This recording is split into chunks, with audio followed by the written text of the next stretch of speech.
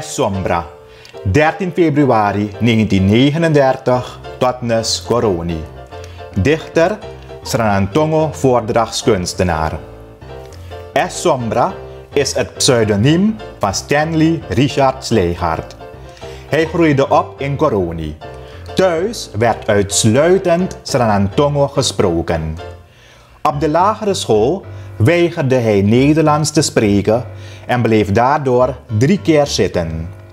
Van huis uit katholiek werd hij in 1965 moslim.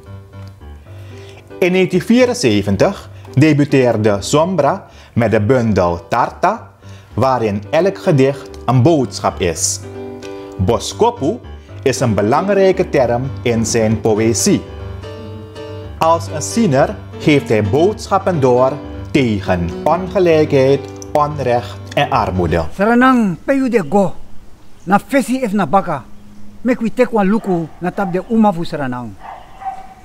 Zijn 9 dichtbundels in Diep Sranantongo zijn allemaal maatschappijkritisch.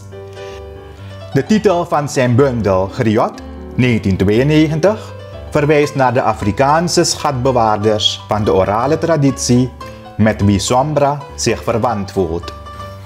Sombra is een virtuoos in het Sranantongo en geniet faam als voordrachtskunstenaar. Met zijn topi, hoofdkapje en knoestige wandelstok is hij een karakteristieke verschijning. Zijn voordrachten opent hij altijd met de groet Assalam alaikum.